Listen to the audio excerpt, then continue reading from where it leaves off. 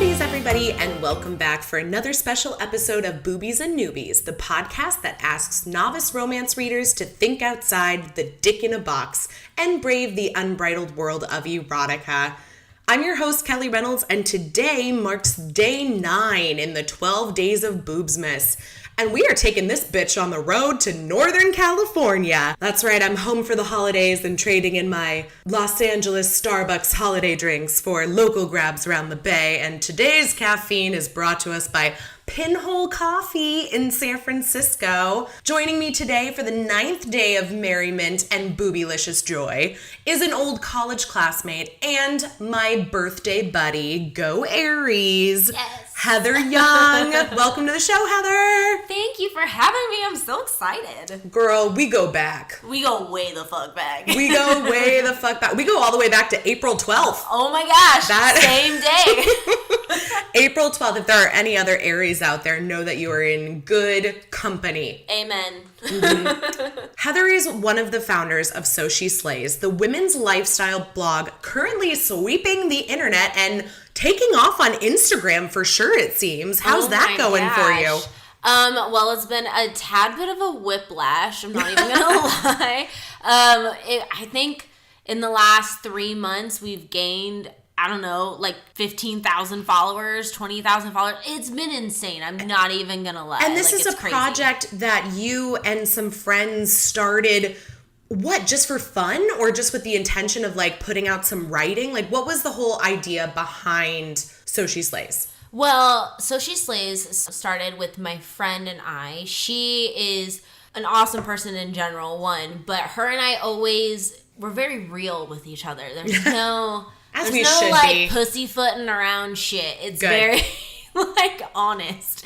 And we're both really funny and have a sarcastic sense of humor. So we were kind of talking one day and she was getting ready to have knee surgery. And so she was going to be on bed rest for a few months. And she's like, I got to do something. Like, I'm going to lose my mind. Like, that kind of stuff. And she's like, let's start a blog. And I had already been writing for a few, editorial stuff in general. And I was like, sure, why not? Let's just start our own stuff. Right. And so we did. And that was like 2.5 years ago. We've learned a lot in the process of what it takes to run a blog. We have amazing help with the So She Slays ladies. Shout out to Jasmine, Danny, and Candace, the ladies behind the blog Get who it, help girls. us do it all. Get it. And then, our contributors are stinking amazing, and they're from all over the world, not just in the U.S. We have some people in, India and Australia and, like, all that kind of stuff. So it's really a nice platform to be able to have for women who are just passionate and career-driven and sometimes need the little extra boost of confidence or, those days where you're just kind of like, I'm not feeling so awesome, but I'm gonna go read an article or hop on Instagram and read one of our posts and be like, you know what, I'm freaking amazing. Well, and I like what you guys do with the blog and the social media too, is that it seems like it's women putting the word out about other amazing women to inspire women. And it's not so much, I feel like too often, especially with women, we become very competitive. Mm-hmm. We feel like we compare ourselves to everyone and we get stuck on, well, I don't look like that, or she's got it together, I don't. And I feel like you don't get that vibe at all with So She Slays. No, and it's, it was something that we really try our hardest to, is to just be so accepting of everybody and very accepting of everybody's journey and what they go through, and really promote the fact that everybody has something to contribute to the world. Absolutely. And you are awesome the way that you are. Yeah, and if you haven't found out what that special thing is that you can put out there yet, it's there. It really is. It's totally there. And there's not one way to live your life. No. So, if you are career-driven, then you're career-driven. Great. And every career is different. Exactly. Heather and I are on the hustle 24/7. We don't have that 9-to-5er that so many people love and appreciate. And it's great. It really is. It's nice that everyone works differently, has relationships differently, because if we all did it the same, it wouldn't be interesting. Well, exactly. And it's one of my favorite things that we get to feature and work with other women who are truly passionate about what they do and really love going after, you know, the things and dreams and everything that they've ever wanted to do but just didn't really have the guts to do. Yeah. It's meaningful to us to be able to provide the little extra empowerment and encouragement and to help inspire you to take that first step. Because, I mean, I feel like we totally demonize the way that, you know, we look at making mistakes and trying new absolutely. things. And so, it's the end of the world if you make a mistake. It's not. So you fall flat on your face. You just get back up. That's exactly what you do. Slap on a Band-Aid. They come in so many colors and designs these days. Exactly. The choices are endless. I know. I think I have Cynthia Raleigh Band-Aid. Oh, fancy. Makes me feel so fancy. So when's the So She Slays podcast going to happen? Because I feel like that has got to be on the horizon. It is on the horizon, actually. It is on the horizon. We are currently trying to figure out logistics and that kind of stuff. 2019 is going to be a good year. Yay! Awesome. Well, for everyone out there listening, make sure you check out So She Slays, and you can find them. We're on Insta for sure. So She Slays. You can find us on our blog, SoSheSlays.com. We have all the socials nailed down. Like, we're on all the socials. We'll be sure to share some links too, and that way everyone is pointed in the right direction. Everywhere. Our Insta's legit, though, I'm not gonna lie. Yeah. No, it is. And I love they post little inspirational quotes and messages on the regular. It's a great way to start your day. Like, if you're just looking for a good Instagram to follow that's gonna boost your confidence every day, I love it. Exactly. Well, every post comes from something that we wish we heard, or that we even need to hear. That's nice. That's good. Okay, well, what I need to hear now is you to talk about holidays, because they are coming up quickly. Now, are you one of those people that stresses out about the holidays, or are you just like, I jump completely into like Christmas holiday mode the minute Thanksgiving's over? Definitely the second. Okay. Now, do you wait for Thanksgiving to be over, or are you like, oh, Halloween's done? Okay, so I used to be like, I used to just go from like October straight to December and was like, deuces, November. Yeah. But Thanksgiving's really big in my family too. Oh, got it. Okay. So there has to be some appreciation towards that. So I'm like, okay. I get excited. I totally get excited. I'm like, Halloween's over. Christmas is almost here. It's coming. It's coming. Winter is coming. Yes. I think I've used that hashtag, by the way, like 30 times since November is hashtag winter is coming. And it is not, I am not a Game of Thrones person at all. So it's just very usable. Yeah. It's just very usable all hashtag. year long. Well, and then all the holiday drinks come out. And I think the reason why I don't skip over Thanksgiving is because I love pumpkin. Like pumpkin everything. Pumpkin spice all day. What you know about going to Trader Joe's, getting me some pumpkin cereal, some pumpkin... Just loading some pumpkin ice cream, some pumpkin flavored everything. Yeah. And I'm just like, yes. See, you know what? I do that. And then I also wait until like Thanksgiving has passed to buy more, because that's when it all goes on sale. So I for sure picked up like a bag of pumpkin scone mix and pumpkin chocolates at the store the other day, and they were all like $1 each. Exactly, because they're like, it's Christmas, bitch. Ain't nobody giving a shit about no pumpkins. This girl. These two girls right here. Exactly, right?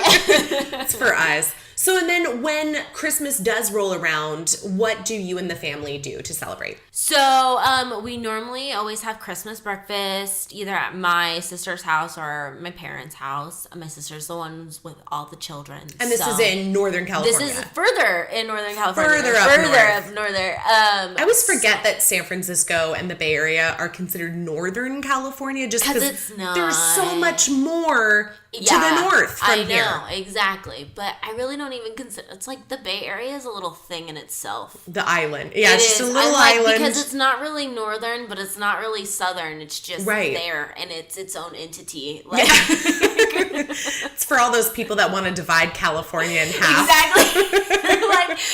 They're like, you can have San Francisco, Southern California. We don't want anything to do with it.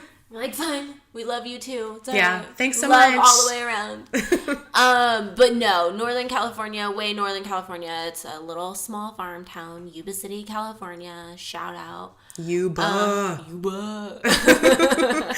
But yeah, small farm town, about an hour, 45 minutes or something like that, north of Sac. Okay. So we're talking way up there. On the way to Chico. On the way to Chico. And our beloved Paradise, which shout out. Everything's going okay up there. The air is clearing. The air is clearing. And people are trying to get their lives back together. Recovering, rebuilding. It's gonna be a long, tough road. Yeah. Was anybody affected near you in your area at all by the fires up there? So luckily, my parents and all of them, they live about 45 minutes to an hour south. Okay, so they weren't far away. We had a lot of evacuees. So a lot of evacuees came to stay in my hometown. There was a lot of animals, shelters. There was a shelter down the street from my parents' house. Air quality obviously was so bad. Yeah. They shut down the schools and that kind of stuff.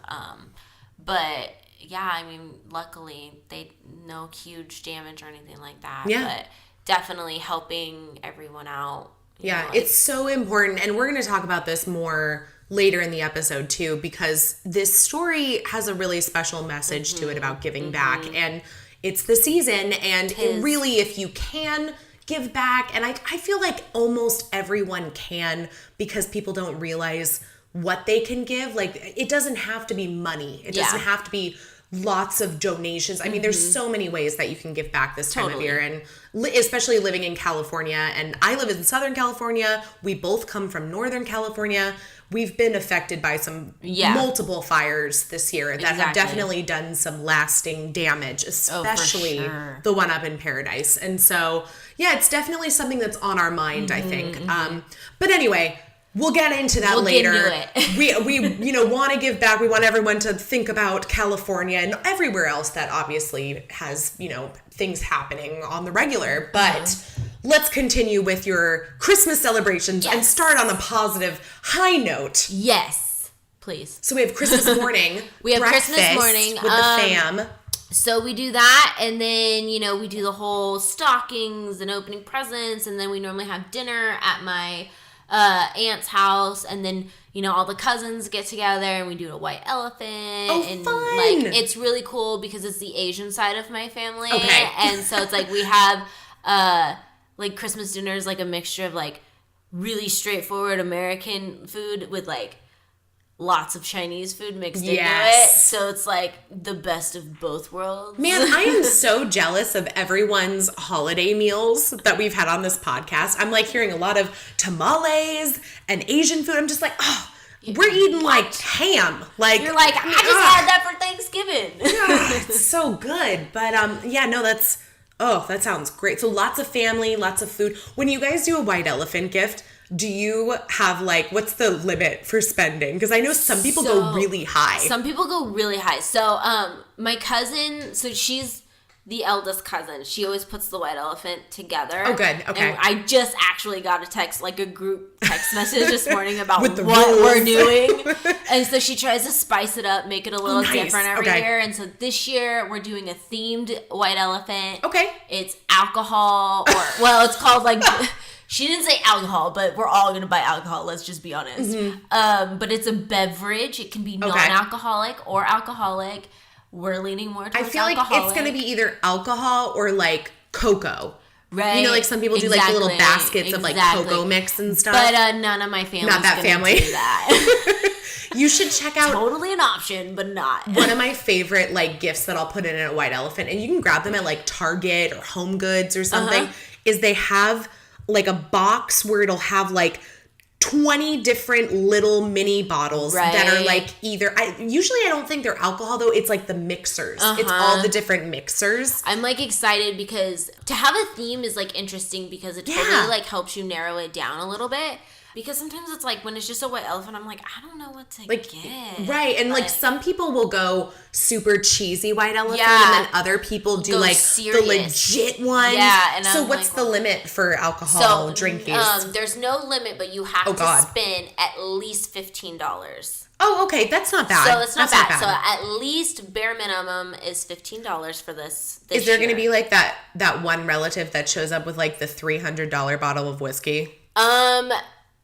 There might be, honestly.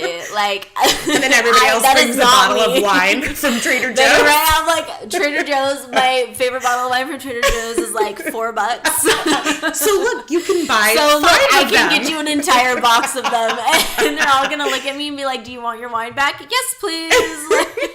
Do you guys? I know everybody plays White Elephant differently. Do you do the thing where people can steal gifts from each other? Yeah. So, again, props to my cousin because she totally comes up with new and interesting ways to like make this something else. So we're doing like, it's a themed white elephant, but it's like the dice game. Have you ever played it with like the dice? Oh, where it's like you roll a 1 and then it'll say like you rolled a 1. Pass your present to the right, or something like that. Right? There's like the different things you do, or it's like swap with the person across from you if you roll like a 4 or something. I don't know. Maybe we'll do that this year because we don't do White Elephant with the family, but I host a holiday party every year with my friends from high school, and we do White Elephant. And so after 10-ish years of doing this, I wanted to spice it up. So a couple years ago, we did a theme where it was everybody had to bring socks. That was like your holiday White Elephant gift was socks. And then last year we didn't do a theme, but we did a game like that where instead of rolling a dice, I just had a list of stuff. And so it was like kind of like musical chairs where it was get up and swap your present if you're wearing green.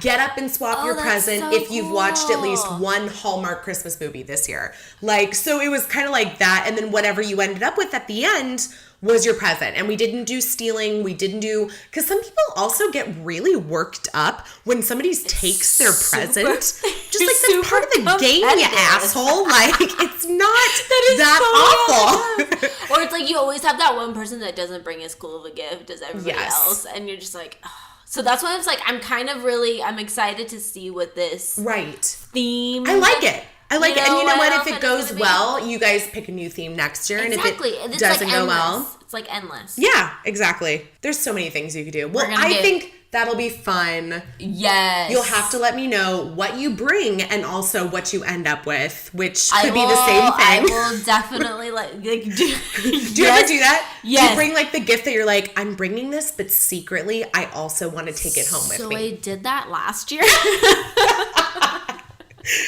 I was like, nobody's gonna want this, but I want it. Yeah. So I'm just gonna get it back. Perfect. Did it happen? Yes. Oh, yes. Okay, good.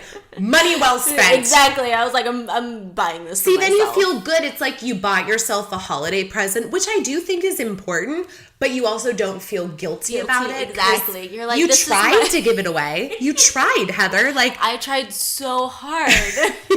You can't help it if nobody else wanted it. Exactly. I'm like, they're all because it was like one of those like travel.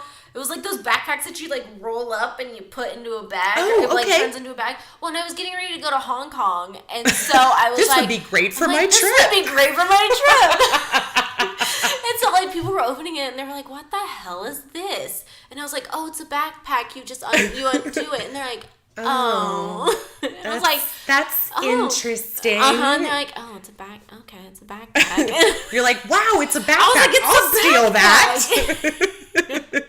So funny. There's always the person too where if they bring something and somebody's like not excited to open it, they like won't identify it themselves, and it's like, who brought this? Oh, I don't know. Right, you're like, oh, did you? Interesting, yeah. So nobody brought it, huh? It was a mystery. Okay. Santa gave us a gift early, guys. Oh, thanks, Santa. Thank you. Well, without further ado, I think we should jump into our holiday reading for the day. And I think we had a little bit more chatting about our holiday experiences to start with because, honestly, I will preface this by saying that this was a pretty good, complete, simple story that I honestly don't have a ton to say about because I enjoyed it that much. But before we go any further with our review, here's a promo for a non-mom happy hour podcast. A Non-Mom Happy Hour is the podcast that celebrates real-ass human women, whether they use their baby box or not. Hosted by Kelly Nerdzilla Mendenhall and Debbie Jo Nelson, a Non-Mom Happy Hour is a safe space to talk about mental health, trauma, disordered eating, surviving, and self-care. We talk about it all while laughing as much as possible, because if you don't laugh, you'll cry. Each week is a new episode, and every other week we interview badass women from around the US and the world. If you like to laugh, feel like you've never quite fit into most lady groups or podcasts because you're not a mom, or are a mom who needs a break from momming for an hour, you should come hang out with us. A Non-Mom Happy Hour, bringing healing through laughter and community. Streaming basically everywhere you could possibly want to find us. Remember, always be a real-ass human. To check out the podcast, visit anonmomhappyhour.com.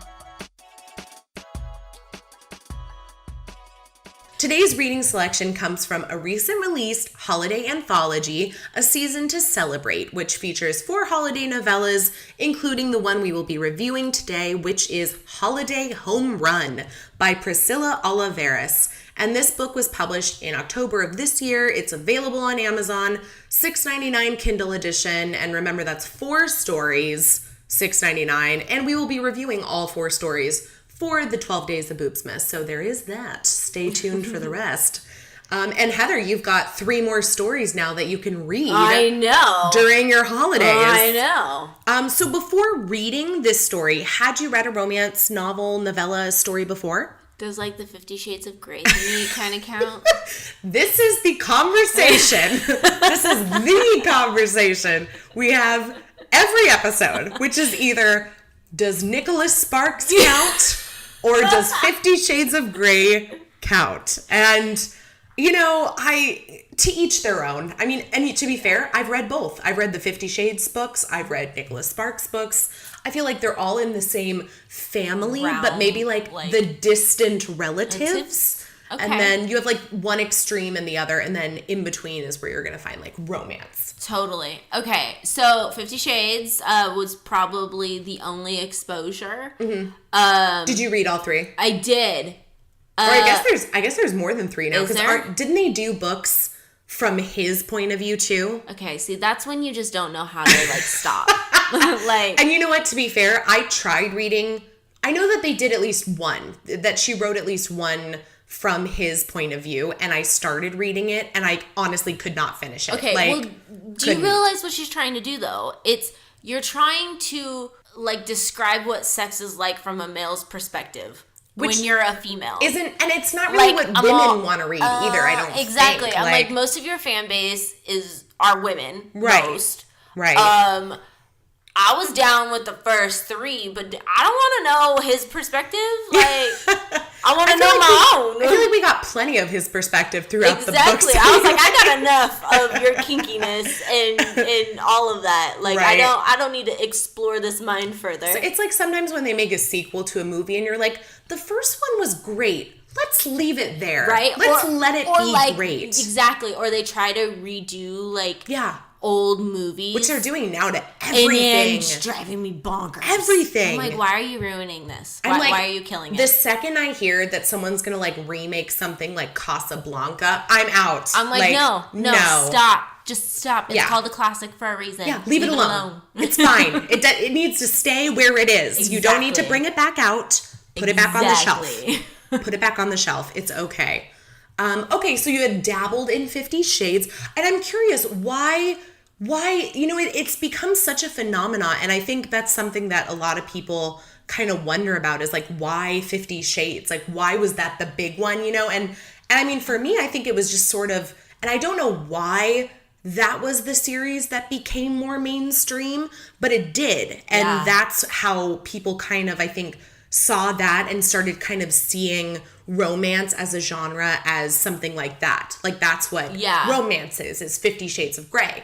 But it, you know, I'm just curious though, from somebody else who I was reading romance before 50 Shades. True. And you weren't. No. So why did you read 50 Shades, or what brought you into it that way? I think it was the hype around it. Sure. Because it was like, okay, this is what I thought. I was like, all right, everybody is freaking talking about this dang Yeah. like, everybody is. It's almost like the level of, like, Twilight when Twilight came out, right? Well, it is Twilight, like, you know? It pretty much is. And it's like, I read all the Twilight books, too. Yeah, same. So, I mean, I think it was just pure curiosity. And then when Sure. I read all of them, it really made me look at other people differently and be like, you know what? Y'all fucking kinky too. Yeah. Like, y'all just don't talk about it. Do you mean like people who are reading the book? Or because it's like, okay. then I was like, I would have really random friends would be like, oh, did you read it? Oh, did you read it? Because like some people wouldn't even read it. Like, I knew someone who, like, she's all, have you read it yet? And I was like, yeah. And she's like, are they good? And I was like, dude, you should probably read them. Yeah. I was like, read them. And she's like, well, I can't because, like, my husband's going to be all like, oh, so that's how you, like, you know. It's also just a book. And I'm like, well, why does it have to be anything other than a story? Right. Like, I mean, you could, if that's what you want, I ain't judging for you. Right. Like, whatever. To each their own. To like, each their but own. Also, it's like, does that mean if you're reading a book about robots or, you know, murderers that's what you're into, huh? That's totally what you, but I think Yeah. it's because it's sex, you know what I mean? Right. And, like, people get a little funky with the subject. Even in 2018, which is ridiculous. So ridiculous. I mean, do you guys on So She Slays, do you guys ever talk about or have any posts or interviews about sex or female sexuality? Yeah. So we've only had a little bit of it.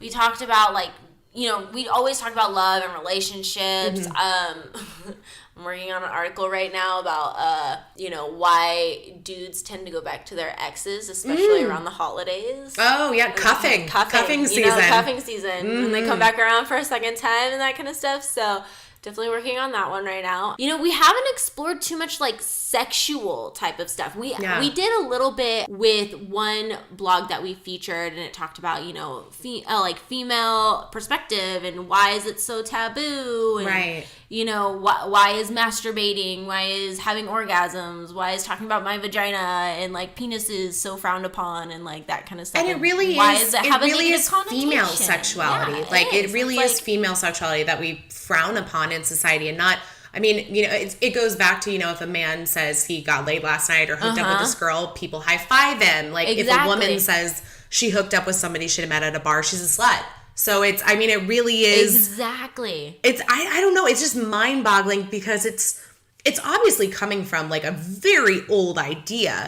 But it's just so weird about how it's easy to move on from some of it and then from other parts of it, especially the parts that stick to those female stigmas. Exactly. Like, it just hangs tough to it. I don't know. I mean, I have no idea. But you know what? I always praise the women who, I mean, I'm a very open person. I'm not a judgmental person at all. Yeah. I'm like, whatever floats your dang boat. Like, who am I to be like, no? But that's what I always think too. I'm like, who am I to judge you? Like, what do you need my approval? Exactly. I'm not telling you how to do something. I'm not seeking your approval, so why the hell would you seek mine?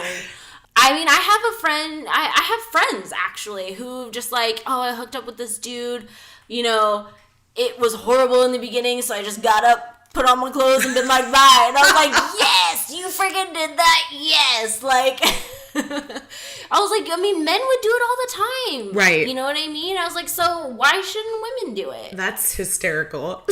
It wasn't good, so I got up and left. So I just got up and left. And I was like, yes. That's great. Yes. I wonder if it, and I mean, this is getting too psychological for me, but I wonder if it just goes back to, like, this need that we have to please people and always compare ourselves to other people. Oh, she's having this relationship with this person, like, I need to be doing it like that. Like, and I think it goes back to, it's more of our problems as women with other women, I feel like, as opposed to, like, our problems with women with men. Like, exactly. And speaking specifically in heterosexual situations. Yes. Like, I can't speak to the queer perspective because that's not part of my life. Exactly. And I don't have no place trying to. Right, exactly. And I love hearing about different types of relationships. Right. I love hearing about men and women and non-binary and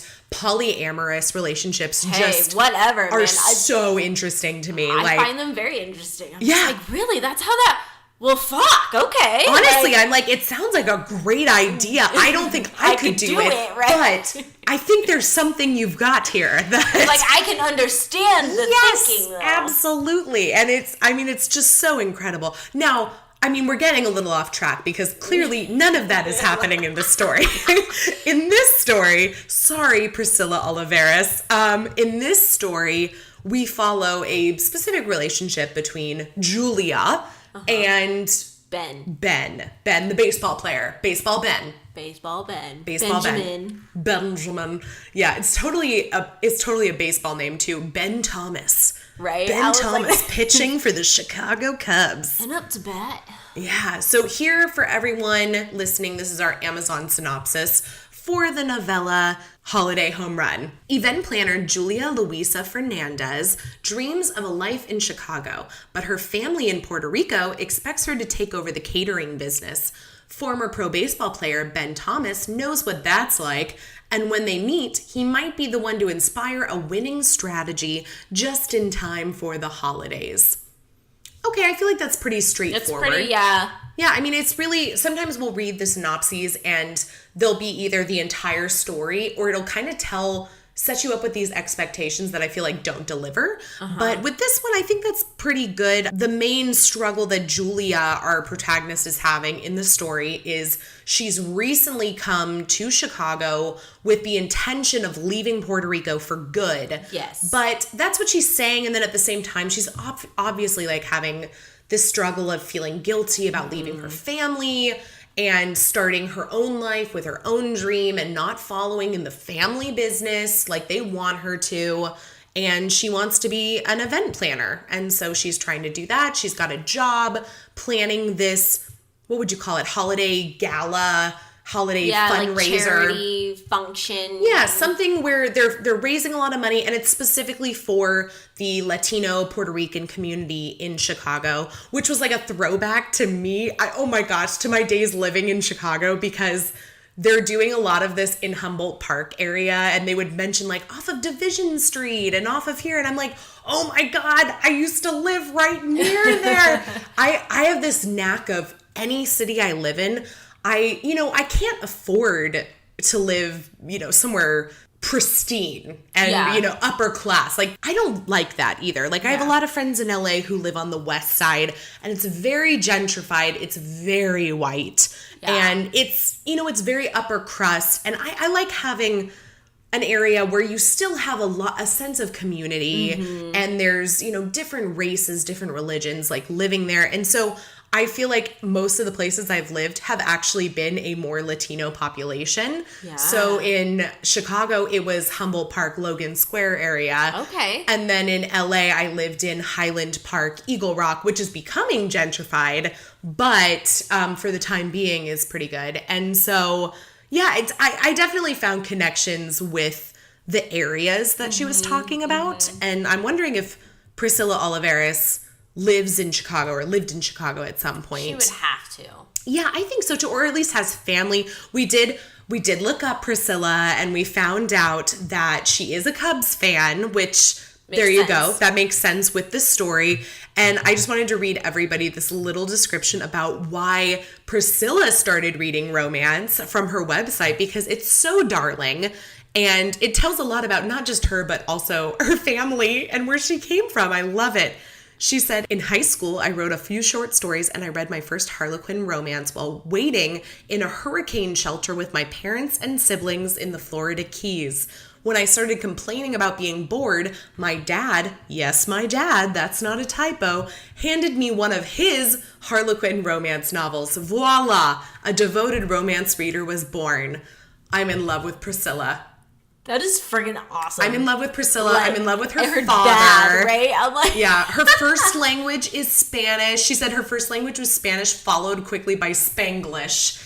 And I really do like, that's one of the things I liked most about this story was that they use Spanish throughout the story, but even if you're not a Spanish speaker, which I'm not. Yeah, you never feel like you're left behind or you don't understand what's going on. And at the same time, she's not spoon feeding you the English translation. It's like very yeah. It's like conversational. Like you would exactly. I mean, same thing with Chinese, like the Chinese and the English and all that jazz or whatnot. So yeah.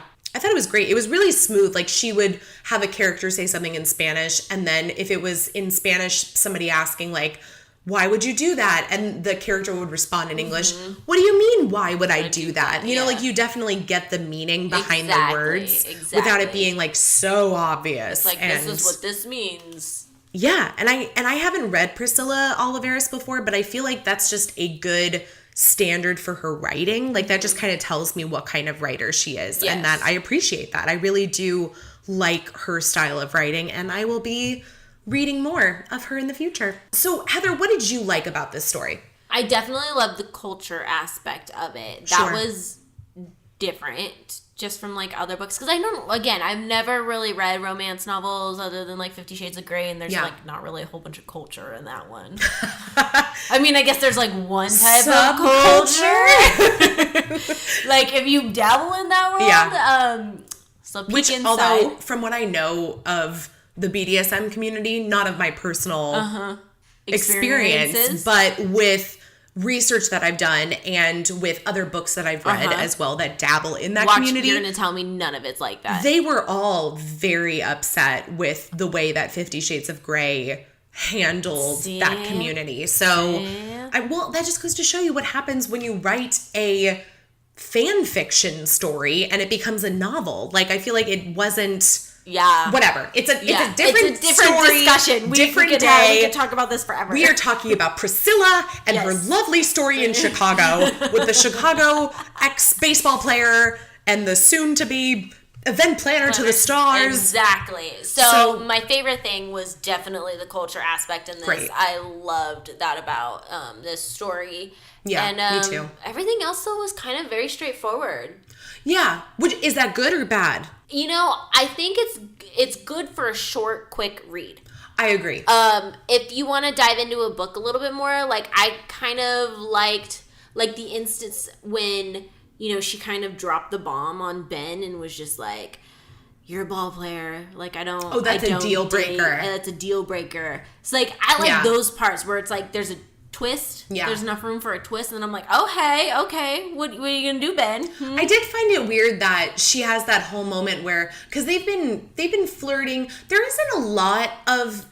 You don't see a lot of them, like, falling in love, developing their relationship. They talk about it a lot. Like, they talk about how she went over to help decorate his house for Christmas. Exactly. And they've been spending the last 2 weeks together in rehearsals for this, you know, choir performance. Mm-hmm. I forget the Spanish word that they use to describe it. But it's this lovely performance that the local kids in the community are going to be doing. And it comes from a Puerto Rican Christmas tradition. And it sounds really cool, too. But you don't really see a lot of I think that's what it was, is like the development of the relationship. And I think that it's like a short story, so I was kind of, you know, expecting time crunch. But I would like to see, you know, a little bit more development. Like, I feel like the moments we saw with them were a little bit more awkward, if anything. Like, she just kind of, like, never really was able to say much. Like, she wouldn't really say what she was feeling, which, I mean, obviously is... definitely normal in dating, but you don't even really see them dating. Like, we see them go on that cute ice skating date that he like plans for them, this like private ice skating thing for the two of them. And we see them working together to plan this event, this gala. But other than that, you don't really see a lot of them together, and it's not in the most romantic sense. It almost comes across more business-like. Yeah, you know, I mean, you can definitely tell that he cares and, like, he's, like, totally all about it. And you can tell that she is obviously interested, yet apprehensive. Right. But I don't know, there's not, like, enough little moments. And the little moments that they have are lightweight awkward a little bit. Yeah, for sure.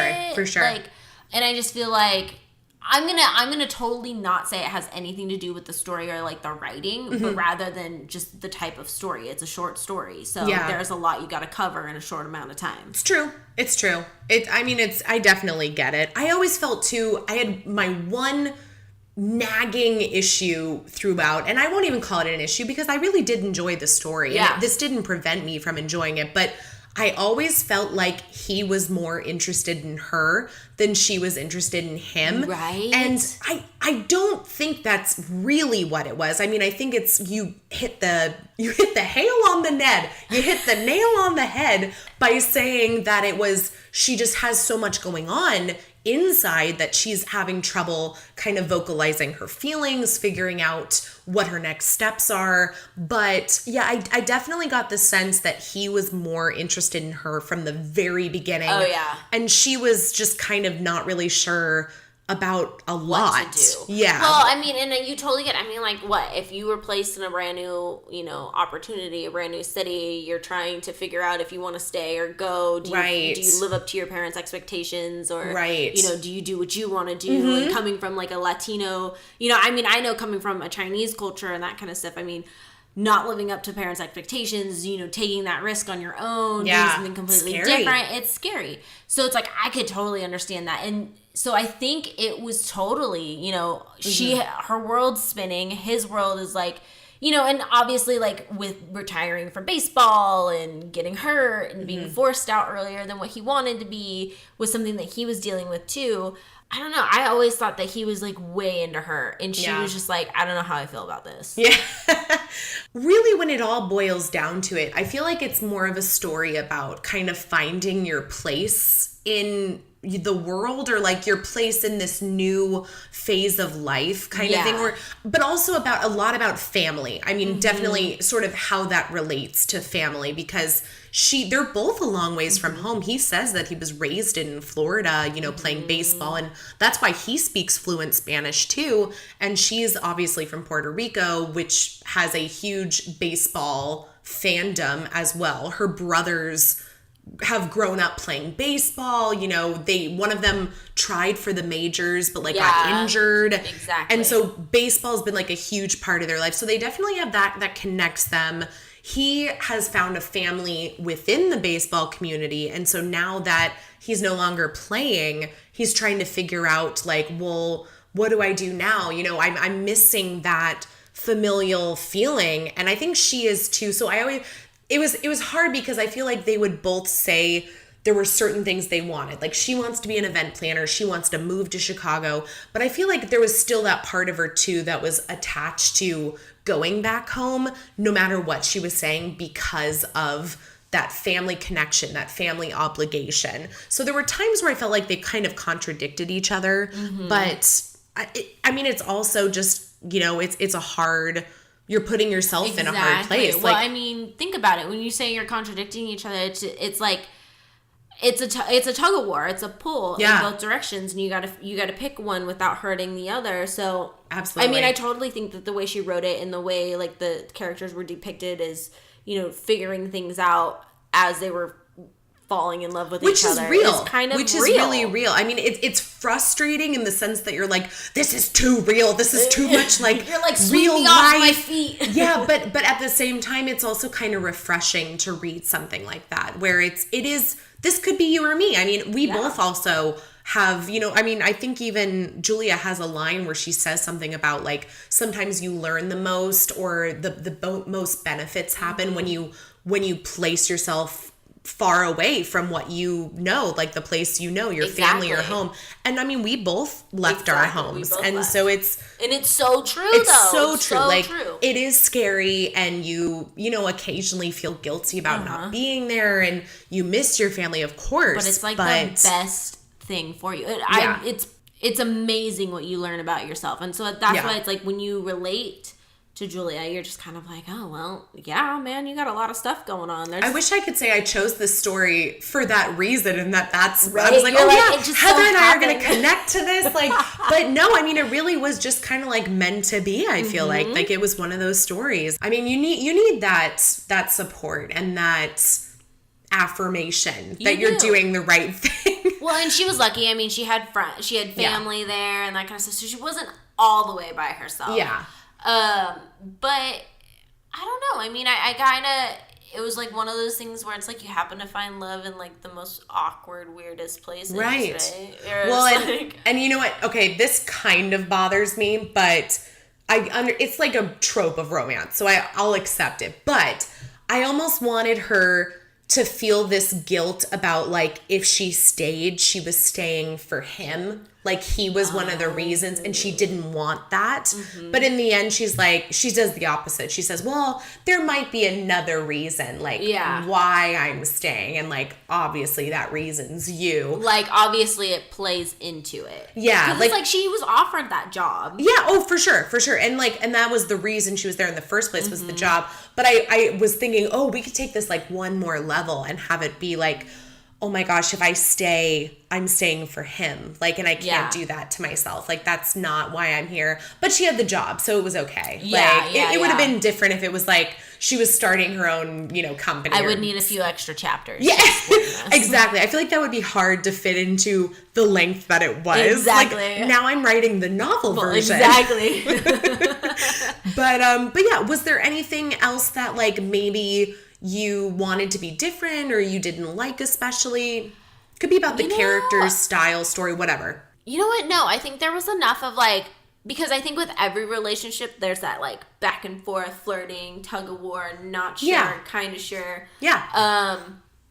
And I think that's what makes, like, falling in love and getting in a relationship fun. Yeah. Like, I wish I got to see more of that, though. Me too. And so that would be my only gripe. Like we said before, that would be my only gripe. Is like, I just wanted the development more. I wanted the payoff to be higher. Like, I know they're falling in love, but I want to see it, Priscilla. Exactly. Give it to me, please. And you know what? I'm okay, too, with the fact that I feel like in a short novella, sometimes it ends with the happily ever after. We're getting married, we're together forever sort of thing. And it's hard to buy into that. I mean, it's a short story. This one I feel like ends perfectly. Like I wouldn't expect it to. Like, if they fell in love and, all of a sudden it was like they were married. And all of a sudden, I'm just like, okay, that's a lot to accomplish in such a short amount of time. This one ends, she's going to stay and they're going to keep dating. I mean, there really aren't like, any there's bigger... no promises or anything like that. There's no forever. It's great. It's very real. And so in that way, if people listening are like thinking, I want to read romance or I want to try it out, but romance is too tropey and it's too fairy tale, like I want something real, this is a good story for you to look at. This is a good story, yeah. It's very realistic, I feel like. I agree. Although, well, that could be realistic too, but although it is lacking in sexual nature. If you're just... So, if you are expecting to get the sexual nature, definitely not the story for you. Which, again, though... It's fine. It's fine. Like, it doesn't have to happen. Like, we've set our expectations to be that we're expecting boning on top of boning in every romance novel, and it's not. So this is like a good change of pace because, like, if they had slept together when she first went to his house, you know what I mean? And she's they had not cuffing that him. moment, this is not cuffing I'm like, season. That's just... I mean, I'm not going to take that relationship as seriously. Right. It's a hookup. It's a hookup. Yeah. That's exactly what it is. Is Julia's here to do this event? She's going to go back to Puerto Rico when she's done. And she's going to bang a baseball player in the... She's going to get some before she head back to the island. Like, and I'm like, and I ain't going to blame her because he's probably really hot. Like, yeah. I mean, if you had your chance to bone a baseball player, like, whoo. I'm like, girl, you do you. I ain't judging anything. I want all the details afterwards, but... Yeah, for real. No, and you're right. I mean, it really was... It's a realistic story. I think Priscilla Oliveras is painting a realistic picture of... A relationship. And like the starting of a relationship. Exactly. I mean, it's really like the point before you even start dating. It's like that awkward... few weeks, where you're kind of like, are we going there? What we can't really decide if we should go for it or if we're just mind you, this whole thing happens like from Thanksgiving to Christmas. Yeah. So it's like a month. Right. It's a month. Which We're is covering a month. It's fine. That's great. I love that in that month we don't have them getting married and having a Christmas wedding. I appreciate that. I appreciate it too. Thank you for being realistic. Okay, so I mean, overall, it seems like this was a positive experience. Yes. Do you think, and then we will grade the book. We'll actually give Miss Oliveras her grades that she deserves. But do you think after reading this one, you would pick up another romance? Okay, so my mom's a big romance novel reader. Like, great. She freaking loves this kind of stuff. Awesome. So, I don't know, maybe? Okay. I don't know, maybe. I mean, I definitely, I would not say no. Like, okay. I'll say that. Like, if somebody handed me something, or if, like, they were all, oh, you know, you should read this book. Because all the books I normally read come from recommendations of, like, friends and that kind of stuff. Okay, so you're not naturally, like, going out of your way to find books. I'm not naturally going. I always have a book I'm reading. Okay. But it's always recommended by someone I know. Gotcha. So. Okay.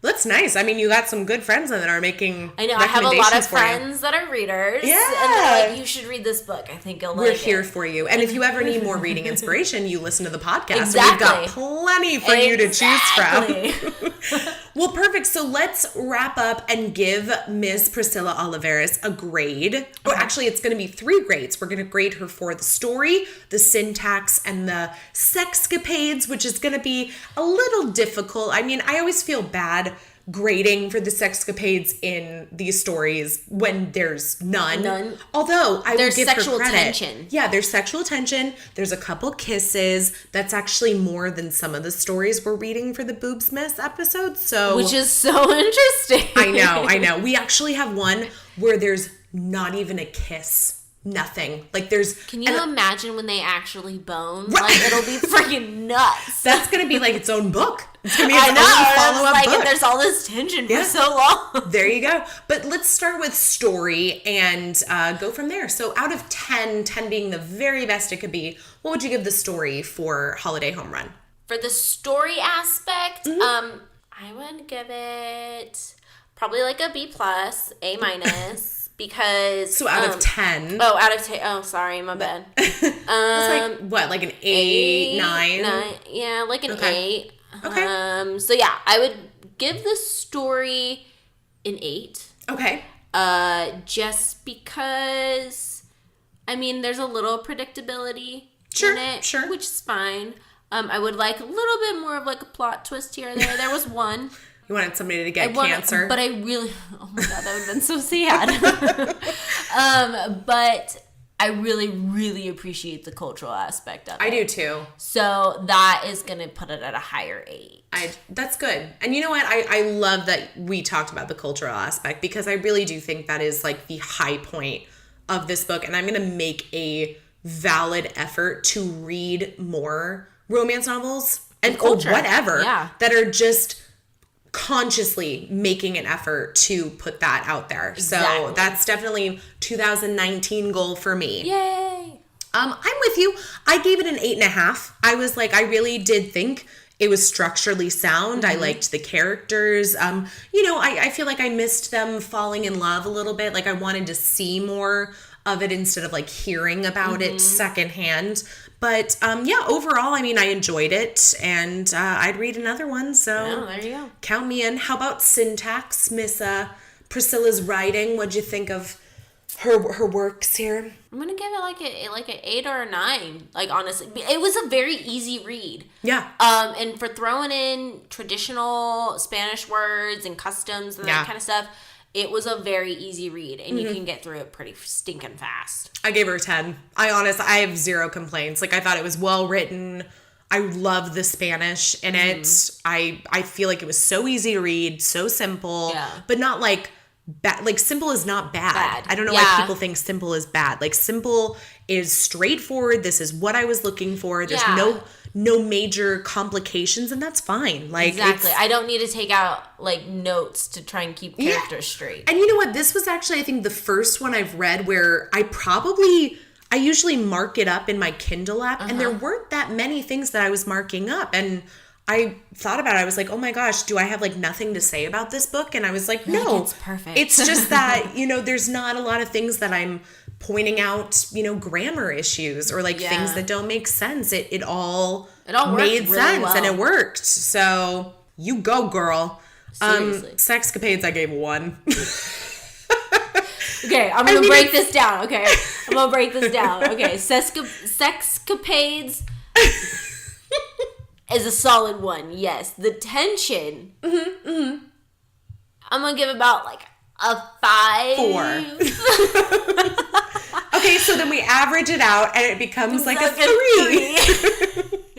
Hey, you know what? That's fine. That's better than some of the ones we've read. That's exactly what I would expect out of a 4-week relationship. Yeah, exactly. and that's the thing is, I'm not saying that it had to be there. I'm just saying I can't grade for what's not there. Exactly. So they do kiss a few times, and the sexual tension is on point. Yes, and I was like, there was a time where I was like, oh dang, yeah, is this gonna happen? If we had 3 more chapters, they would fuck. They would totally fuck. They would totally bone.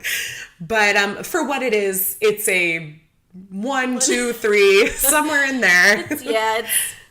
Depends on if you want to put in the tension. I always give appreciation to people when they write tension, because the tension is like, that's a hard thing to kind of describe. It keeps you reading. And then I was just like, are we going to do this? Are we going to do, Ben, are we going to do this? Yeah.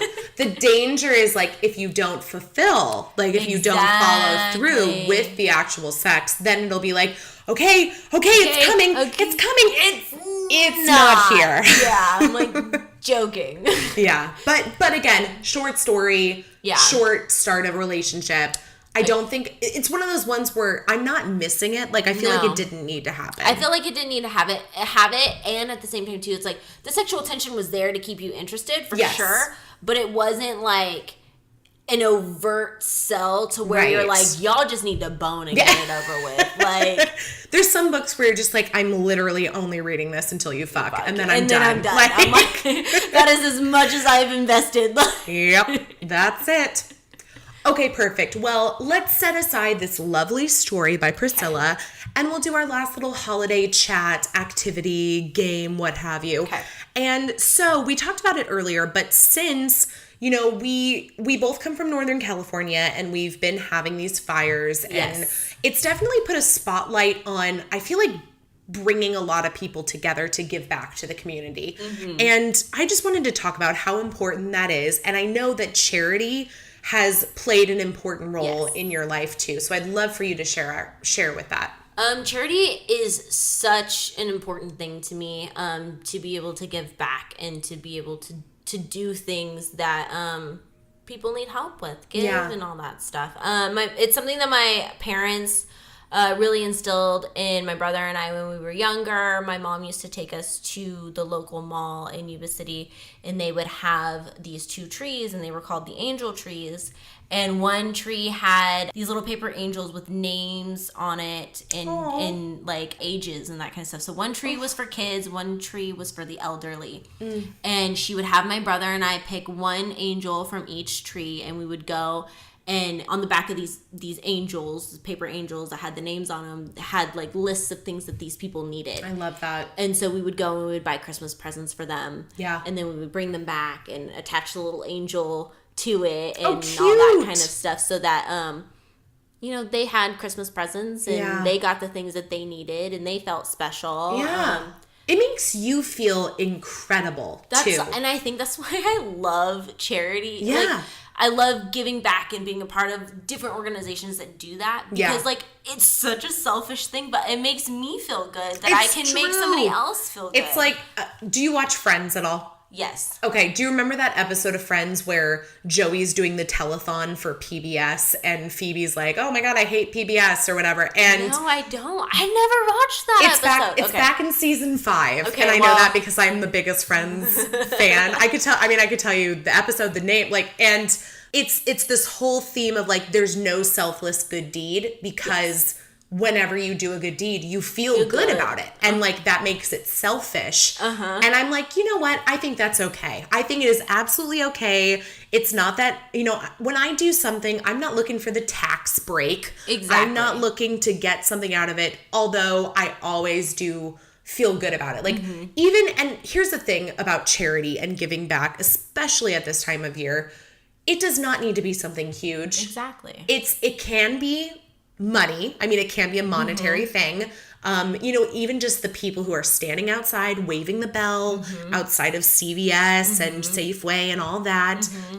What's $1 going to hurt? Yeah. $1 is not going to hurt you. No. It is going to make a huge difference to somebody else. Exactly. Other people, I recently wrote a blog post about this, about ways that you can give back if you don't have a lot of money. Yeah. Like, what else can you do? And I mean, clothing drives are huge. So, and you'd be surprised. Like, I just did a closet clean out recently and seriously asked myself, am I wearing this? No. And I made sure to take it to Red Cross because they were the ones who were providing clothes for the Paradise victims and survivors, and who are, some of which are still living out of Walmart and tents in the parking lot of these stores. That, mind you, it's winter. It's cold. Yes. And I mean, I know it's not like Vermont, but Northern California is still cold. Chilly. Yeah, especially at night. And yeah, I mean, it's really any little thing. I think it's just the thought too. Like,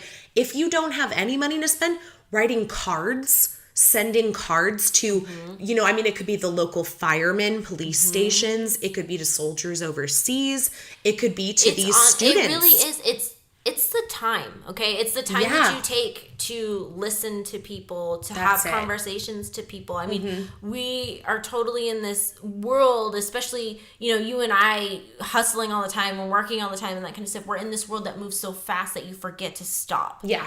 And it's really important to take a step back and stop and realize that the world is bigger than just you. Right. It's bigger than what you're going through and the struggles that you're having. There's other people that are suffering, that are having a harder time, and that kind of stuff. So it's like, if you can take a step back and you can, one, appreciate for the things that you have, but two, that's huge take too. that appreciation and use it to help others. Yeah. Whether you're listening or you're thinking about them or whatever. Spreading the word. I mean, honestly, just putting it out on a Facebook post and blasting it on social media that there's something going on, or I've been thinking about this. Here's what I'm thinking. Like, how can we do this together? And I mean, again, it's spreading the word. It's just telling people about what's going on and listening to their needs. That's the other thing too, is if you know that people are, needing things. Somebody I know went down to the fire station and said, hey, what do you need? How can we help? Because which is action. So it's like, there's huge. Always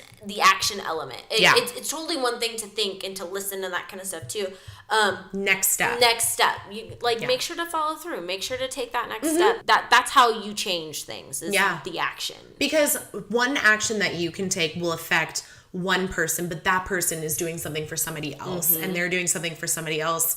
I mean, it really is this incredible butterfly effect of just how one little difference can affect so many people. And I feel like too often we think, oh, well, by me doing this, that's not really going to have, like, if I do it or I don't do it, it's the same when it comes to voting. What does my vote matter? I'm just one person. It really does make all the difference. I mean, it can be an hour of volunteering. There's so many organizations, that need volunteers at this time of year, which won't cost you a penny. Exactly. And I mean, if you don't have the time and you have the supplies, you can donate the supplies. Like, there's so many different ways, so many different organizations. But yeah, just something that we want to leave you guys with, that especially at this time of year, think about where you are in the world, think about who else is out there and how you can help them.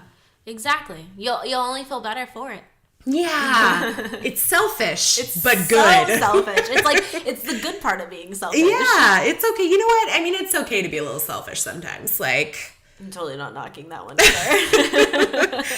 Okay, well, last thing of the day, we have got to pick a giveaway winner. Yes. And this is our 9th Day of Boobsmas giveaway. And because we received an overwhelming amount of submissions with beautiful recipes and holiday baking ideas, we decided to just have to pick a few from that one giveaway. So we already selected one for a previous episode, and for this one, we've chosen somebody from one of our Facebook submissions. And mini drum roll, please. Liz Liz Richard Krebs from Bloody Date Night podcast. It's you! Yay! Yay! And we had to pick Liz because she submitted this recipe, which we will be sure to share because everyone is going to want to know how to make Santa trash cookies. I just love the name. I know, right? Like, I'm also thinking you could call them like trashy Santa cookies. Trashy Santa. Or yeah, it's like that the cake. Have you ever had like the better than sex cake? I mean, I feel like that's every cake. Like, which I don't know if that says good things about cake or if it says bad things about sex. I'm like, maybe sleep with more people. I don't know. Yeah. Like, but yeah, Liz submitted recipes. A lot of people did, and thank you guys all so much for sharing your favorite recipes and what you're baking this holiday season. We really appreciate it. I've got a lot of cooking and baking to do, obviously. But Liz is going to be taking home a blind date with a book, and Heather's going to read you the little synopsis we've got for you so you know what's in store. Baltimore shipbuilders in 1918. She's American, he's English. Sparks will fly. Ooh. Dun, dun, dun. Dun, dun, dun.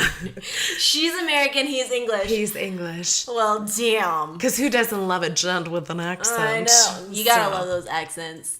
God, they friggin'. It's one of those things. So good. So good. Well, congrats to Liz from Bloody Date Night. And thank you so much to Heather from the amazing So She Slays for joining me. Check it out. Of course. This was fun. Yes, I'm glad I had you. I'm glad I made the trek to San Francisco. Yes. Thank you for sharing this fabulous pinhole coffee with me. Gotta love pinholes. With the cutest damn cups in the world. I know. So with that, we'll say goodbye to everyone out there and tell you that on the 9th day of Boobsmas, my lover gave to me 9 naughty spankings. Take it away, Cooper, and play us out. On the 9th day of Boobsmas, my lover gave to me 9 naughty spankings, 8 rock hard abs, 7 minutes in heaven, 6 billionaires, 5 penis rings, 4 dukes of fucking, 3 butt plugs, 2 nipple clamps, and a hard hookup underneath the tree.